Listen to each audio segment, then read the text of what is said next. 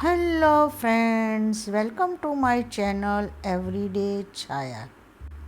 આજે આપણે બનાવીશું સરગવાની સિંગનું શાક, કે જેને ચાટ્યું પણ કહેવામાં આવે છે. આ માટે મેં અહીં લગભગ 5 થી 6 નંગ જેટલી સરગવાની સિંગની લઈ લીધી છે અને એને સારી રીતે ધોઈ લીધી છે. હવે આપણે એને આવી રીતે નાના નાના પીસમાં કટ કરી લઈશું અને એના જે રેસા છે એને આપણે કાઢી નાખીશું. આવી રીતે આપણે બધી જ સિંગને કટ કરી અને તૈયાર કરી લઈશું. આપણે હવે કુકરમાં એક સ્ટેન્ડ મૂકી દઈશું અને એમાં પાણી રેડી લઈશું અને એક જારીવાળું બાઉલ મૂકી અને એમાં આપણે બધી સિંગ ઉમેરી દઈશું અને આપણે એના પર થોડું મીઠું ભભરાવી લઈશું. આવી રીતે કરવાથી સિંગમાં મીઠાનો ટેસ્ટ જશે અને જ્યારે આપણે ખાઈશું ત્યારે સિંગનો ટેસ્ટ ખૂબ જ સરસ લાગશે. કુકરને બંધ કરી અને આપણે લગભગ 2 થી 3 વિસલ બોલાવી લઈશું.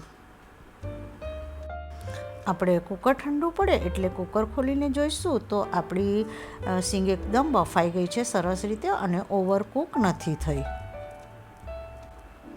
હવે આપણે એક કઢાઈમાં તેલ મૂકીશું અને તેલ ગરમ થાય એટલે આપણે એમાં થોડી રાઈ ઉમેરી દઈશું અને રાઈ તતડે એટલે આપણે એમાં થોડી હિંગ ઉમેરી લઈશું અને આપણે જે બેસન લગભગ મેં એક નાની વાડકી જેટલો 2 થી 3 ચમચી જેટલો બેસન લીધું છે અને આપણે ગેસની ફ્લેમને ધીમી કરી અને એને સારી રીતે સાતળી લઈશું.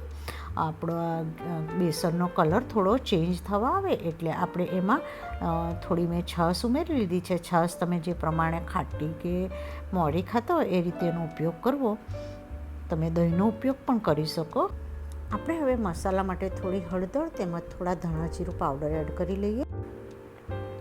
આપણે એમાં થોડું લીલું મરચું આદુ મરચાં એડ કરી દઈશું. તમે જે પ્રમાણે તીખું ખાતા હોય તે પ્રમાણે તમારે મરચું એડ કરવું. થોડું હવે એમાં કલર માટે આપણે થોડું લાલ મરચું પણ એડ કરી લઈશું અને ટેસ્ટ મુજબ આપણે એમાં મીઠું ઉમેરી લઈશું અને બરાબર એને આપણે હલાવતા જઈએ અને મિક્સ કરતા રહીએ. જ્યારે આપણે છાશ એડ કરીએ ત્યારે એમાં ગાંઠા ન પડવા જોઈએ તેની એક ધ્યાન રાખવું. અને હવે આપણે એમાં થોડું લીલું લસણ એડ કરી લઈશું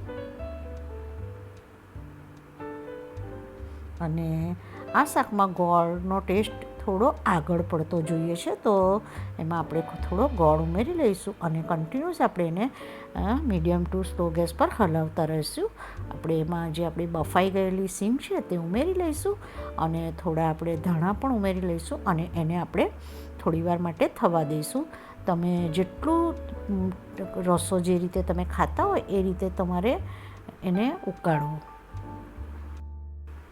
તો રેડી છે આપણું શાક. તો હવે આપણે એના પર થોડું લીલા ધાણા અને લીલું લસણ ઉમેરી અને એને ગાર્નિશ કરી લઈશું.